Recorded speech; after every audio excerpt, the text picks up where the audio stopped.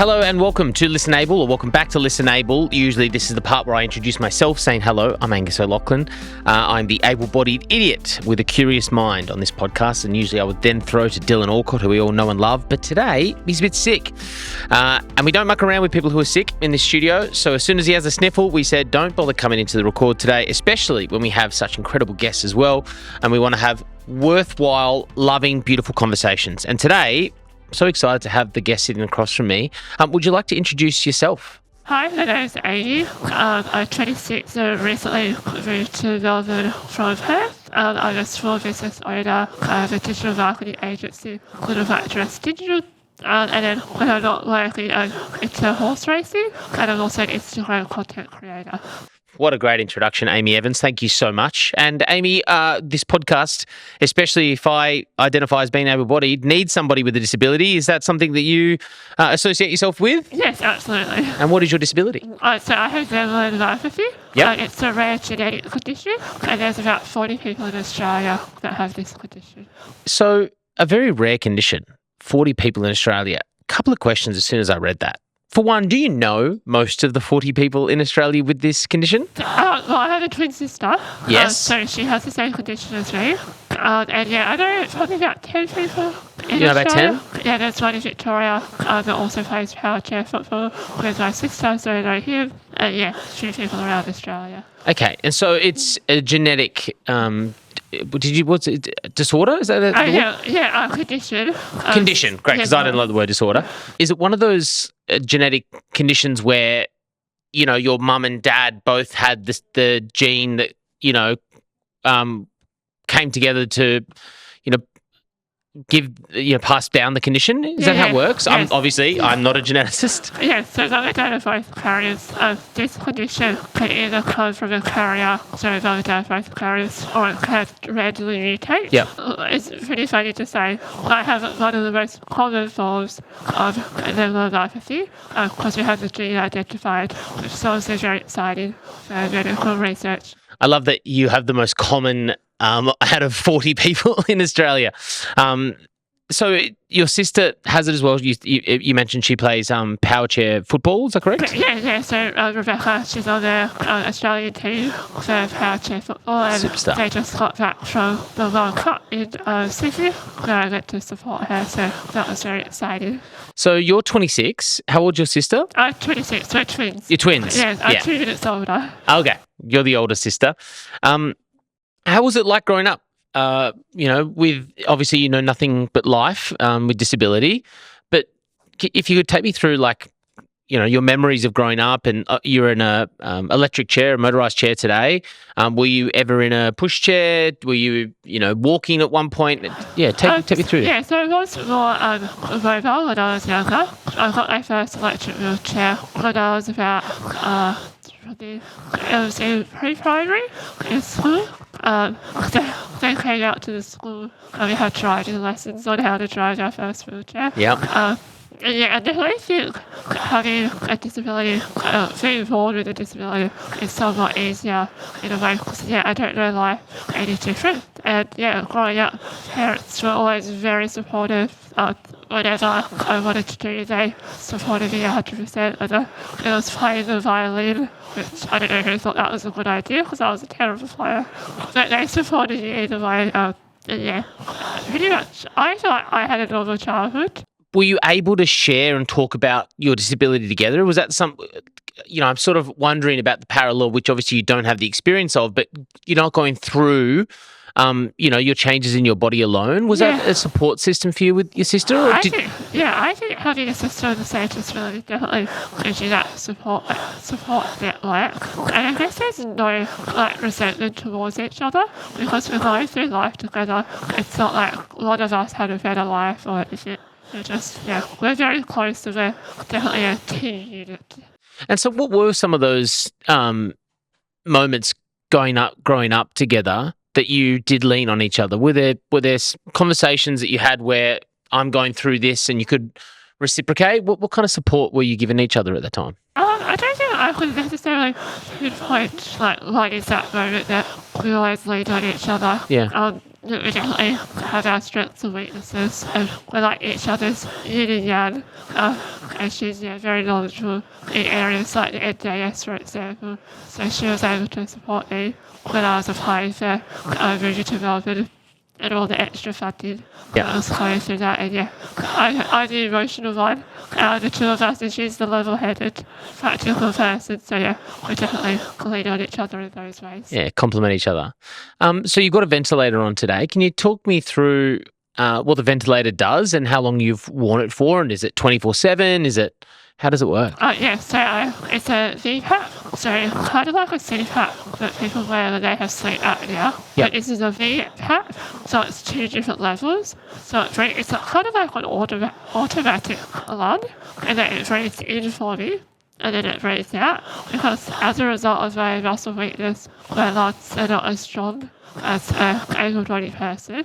So it helps to assist with that. Okay, interesting.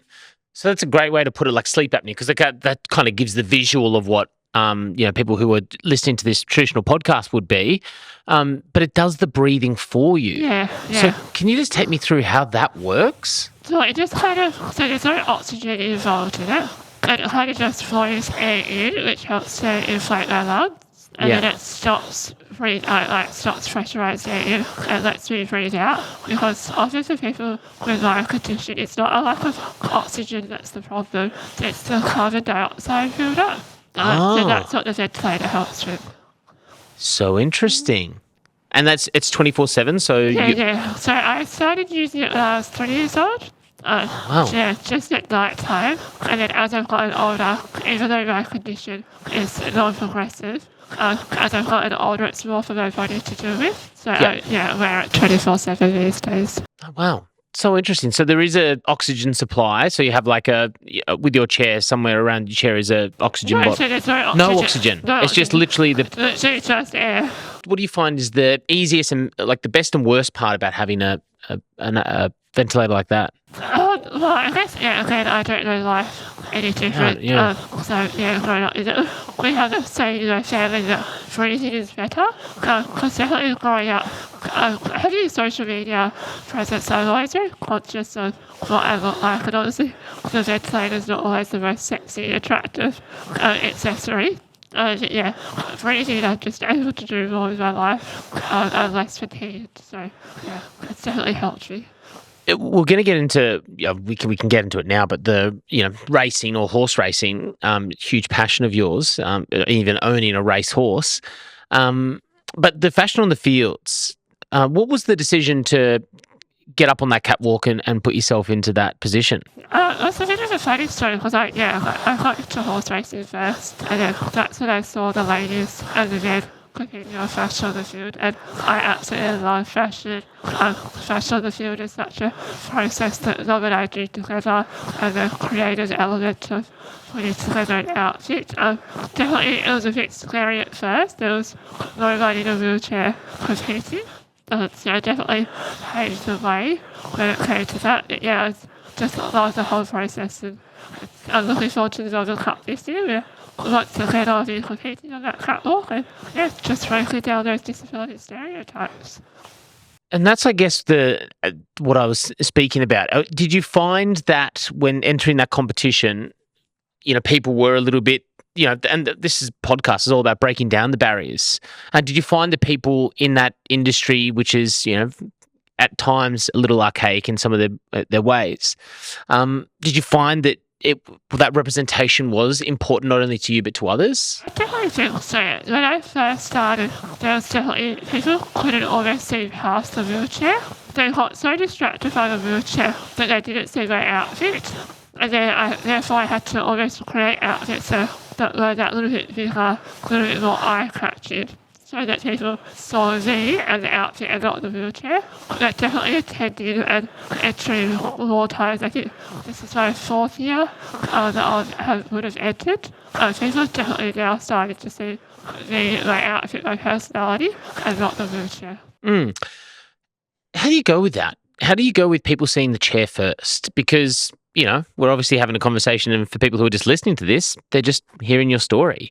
And how do you find you want to be best represented? Well, I guess that's the perfect example of how I prefer people first language. I prefer people with disabilities when referring to myself because I see my wheelchair as part of me. It's more like a mode of transport. Like it's just my legs and it just helps me get from A to B. It's not me.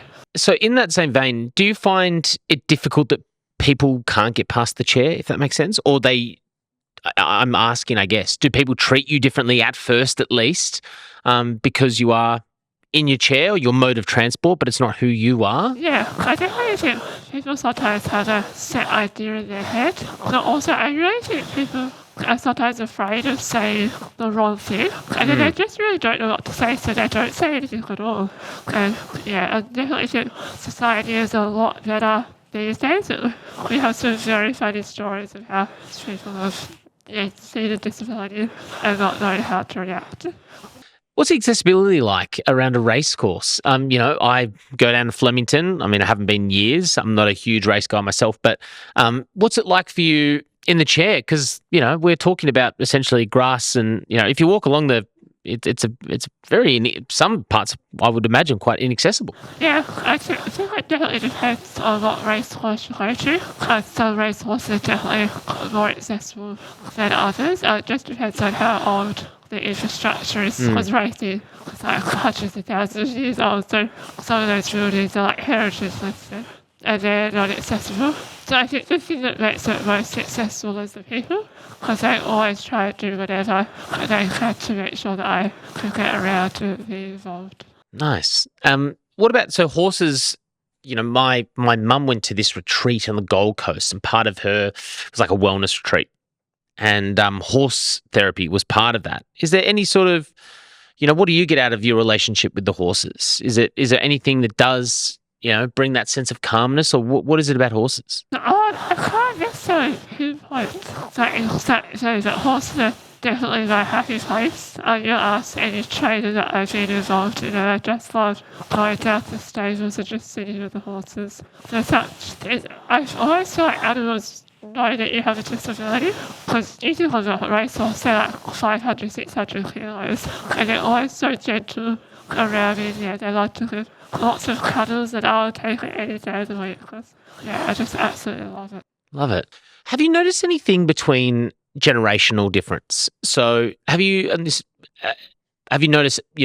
someone who might be my grandma or my mum versus myself or kids? Have you noticed a difference? Because obviously, this whole thing about, it's 2024, we shouldn't be XYZ. Have you noticed that kids, react different to how, someone who's a little bit older might be? Yeah, absolutely. I think kids are definitely way more accepted. I think the wheelchair is so much fun. And look at the wheels, like they get so excited. Whereas, older people definitely have set ideas of what a disability is, and they try and fit you into that box. And that box is not always the box that I would have been. I've got a 3-year-old daughter with a very curious mind.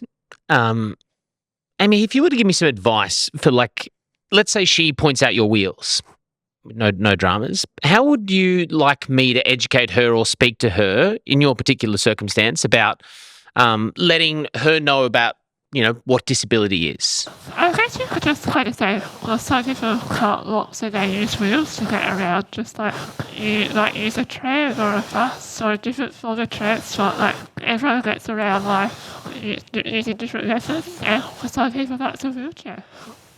So simple. Perfect. What's a day look like for you? So this, to give people context, it's just it's 10:51 a.m. What did today look like for you? Getting ready. My mum's over visiting from Perth, so she helped me get ready. Support workers start at 8:30. Today we hit the ground running. It was get up, get dressed. Put on the bit of makeup for the interview. Sometimes it's a work day, so I'll work in my home office. Sometimes I'll have physiotherapy. It's the personal care. My support workers are my arms and legs, so they do everything. Well, not everything. I do my own work, but they do all the physical tasks for me. Then it's getting ready for bed, showering, whatever it is. I feel like I live such a varied life that I can't say any 2 days are the same. Your relationship with your support workers must be so close, right? What is that? And it's a bit funny because you've got your support worker here. You don't want to speak about you when you to you, but how important is that relationship to get right? And what does right mean to you? That's a very interesting question. I think trust is probably the most important thing in a support worker and my relationship, because if I don't trust you, then it's just not going to work out. And also personality. You have to have a click, because you're doing such intimate tasks together that if you don't have the right personality, then it's only really awkward. So that's an important thing as well. Do you feel that you have your own physical privacy, if that makes sense? Because you do need someone to help you as your arms and legs throughout the day, and that involves washing and other pieces that we need to get done through the day. Is there a lack of privacy because of your disability? Does that make sense? Yeah, I would say so. Probably, I feel like because I can use a phone independently, I have that sense of privacy, so I also have private conversations with all my friends and clients via online, and I think because my support workers respect my need for that type of space, then I wouldn't say that there's a lack of privacy in that regard. Yeah, that's really interesting, Amy. I definitely thought about that. Privacy in conversation is so important, and that's where you have your moments, is in those conversations. That's really interesting, because when I think about privacy, I think about showering and toilets, but really privacy is, the people that we keep close and the conversations that we have. Really cool. Let's talk about your genetic condition. It's rare. You've talked about, needing arms and legs of support worker in essence, but can you tell me a bit about the condition itself? The full title of the condition is Nemaline Rod Muscular Myopathy. That's a bit too long, so everyone shortened it. So basically, there's tiny, rod-like structures in the muscles, and that prevents them from working as strongly as an able-bodied person. It's completely random as to which muscles are affected. Like, some of my muscles are basically completely normal, whereas others don't work at all. Ironically, even though I wear glasses, the eye muscles and the heart muscle are not affected. But every other muscle is affected in some way or another. And you said that it's not a condition that's going to, I don't want to say worsen or, decline. With the abilities that you have now, you've had them since you were as young as you can remember, of the muscle use? Yeah, pretty much. So it has gotten a little bit progressive as I've gotten older. But only because I've gotten larger, and as you get taller and bigger, it's more for your muscles to deal with. But in a sense, it doesn't progress. It's not like muscular dystrophy. It's relatively stable throughout my life. Okay, so, the Amy that I see today will be the same Amy in 20 years, hopefully, as the personality as well, bright and bubbly. But what do you see in the future? And it's an ironic question, because I can ask anybody walking past the same question, so I don't mean it necessarily to your disability, but how much does it take into your consideration for who you will be when you're 46 years old? Oh, that's an interesting question. I kind of always planned for the future, but I never thought about it in that regard. It's ironic because being 26, I feel like I'm in that relationship phase of my life. Yeah. And I just reached development in a kind of joy being single. I think, my disability at this stage of my life, disability and dating is probably the one thing that I'm most looking forward to, what that will look like when I'm 40 years old. But hopefully I'm still me when I'm in 20 years' time. Hopefully I have a very successful business and a supportive partner. A very, important part you bring up, which is relationships. And so you've moved from WA to Melbourne. For one, what's the difference in the dating scene? What was Perth like, and how does Melbourne compare? Well, I haven't done a lot of dating, I'm going to be honest. Yep. I think in general, Melbourne is a lot more accepting. Like, you can walk on the street and you see people with all different backstories, and Melbourne is way more inclusive. So, yes, I'm enjoying being single at the moment and not doing the dating scene just yet. I think Melbourne will be a lot better than Perth. You brought up that in 20 years' time, you hope you have a supporting partner. What does that look like for you? What does a supportive partner look like? What your support might be different to what my support is for my partner. Well, I think because I'm very, I don't say this sounds bad, but because I'm such a high achiever, I'm very successful in my business. Having a partner that recognises that and is not intimidated by how powerful and successful I am. So successful, supportive in that regard. Someone who supports my dreams and aspirations. Someone who's funny because I like to laugh and is caring. And probably someone who isn't intimidated by what personal care might look like for me and what extra physical tasks they might have to do. Because, probably my ideal partner. Do you feel like the pool of prospective partners is limited by the people who see past the chair?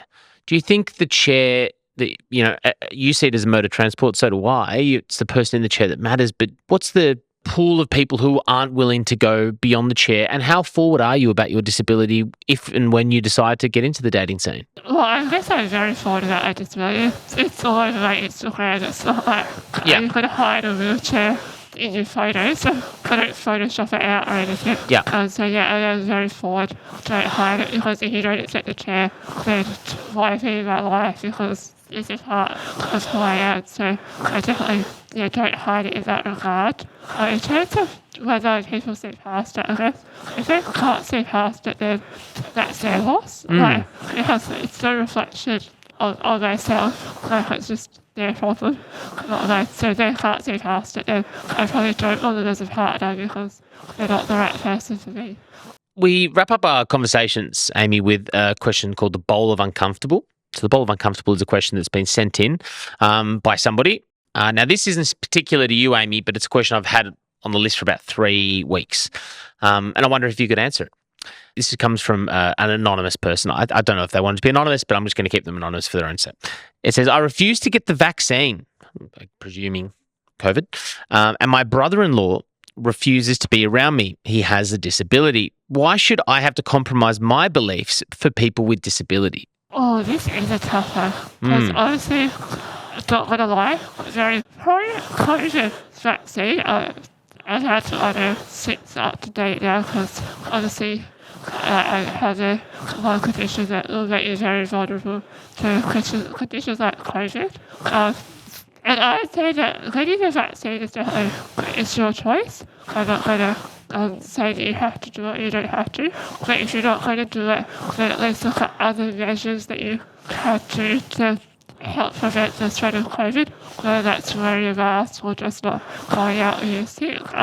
If it's a family member, I think that's a conversation that you have to have with them and outline why you're uncomfortable with their decision and what steps you would like them to take so that you do feel comfortable. I guess another, I'm not any which way about vaccines in particular, but, I've had my shots. I guess wondering about that, Dylan's, it's kind of timely that Dylan's not here because he's slightly compromised at the moment with a sniffle. How is it going around post-COVID and just, having somebody, I didn't even really think about it, but of course, the COVID affects your lungs. How do you go about being in spaces, public spaces, when you do have, people around you who aren't as abiding by, what you would prefer for, preventions in place for COVID? I still wear a COVID mask out on public transport anywhere that I don't feel safe. Or stay indoors in closed spaces. Obviously, Dettol is my best friend. Probably should get a sponsorship for them for how much Dettol I use. It's crazy. But yeah, I think as someone with a disability, you just have to take matters into your own hands and do what makes you comfortable and feel safe. Because I don't think people realise just how much COVID, how vulnerable people like myself, and how vulnerable COVID did make us. Can you if you don't mind, take me through COVID for you? You would have been in WA. Yeah. So you were, but WA had a pretty tight border policy. But what was that like for you? And Perth at the time, my understanding was there was obviously some restrictions in place, but life was pretty much as usual. Can you tell me? And what was it? Was it for you? Did you immediately, bunker in and take those precautions? Take me through it. So when it first hit, it was about March. I remember because I was in my final semester at uni. Yeah. I remember that final few weeks just before you all went into lockdown. How crazy it was getting, and then my family went into lockdown because it's just under 90 days. I went in or out of the house, which was crazy looking back on it then. We were still very careful these days. Obviously, we were one of the first to get the COVID shots. That was a fight, and let's just say there was a lot of conversation behind closed doors with doctors that people would absolutely hate to hear about. That people with disabilities, especially ventilator users, were having with their doctors. Yeah. Do you mind letting me know what that was? Doctors were just very worried over what was happening in Italy and America with the COVID cases and the use of ventilators, on who would get priority at the hospitals if you were to present with COVID and who would get the medical attention. And sometimes people with disabilities were considered not high enough on that list. So there were conversations that we had to have with doctors on what type of medical treatment would be appropriate, in their words, for someone with a disability to receive if we were to get COVID. If I'm reading that correctly, are we sort of saying the idea that there was going to be so much intake at the hospital, they would have prioritised people who had more of a chance of getting healthy rather than trying to help somebody like in your position with a ventilator? Yeah, that's right. Wow. And that's a really tough conversation to hear. Yeah. Oh, that's horrific. It's crazy looking back on it now. But honestly, Australia never knew. It was such early days that we had no idea what was going to happen. It was like America and Italy where thousands of people dying. But yeah. This podcast is about recognising equal opportunity and equality, and then for that to not be realised in something so important as health and safety. That's really tough. Something I never thought about. Do you remember when you heard that conversation? We were doing telehealth with our doctor. It wasn't even a conversation they had with us. It was a conversation they had with their mum. And their mum told us, we are contributing members of society that pay our taxes. Can't your taxes a fortune? Okay. And why should someone like us not be prioritised over a drug addict that is not contributing to society? So yeah, it's definitely, I think the medical industry is probably the one industry that still has a long way to go in terms of disability and what that looks like. Interesting. Amy, well, welcome to Melbourne. We're glad to have you here. I hope it offers all the abundance of opportunity that you deserve, and can't wait to hear about that Melbourne Cup win. If it's not this year, it's next. And thank you so much for giving us your most valuable thing, which is your time, and we really appreciate you coming on ListenABLE. Thank you so much for having me.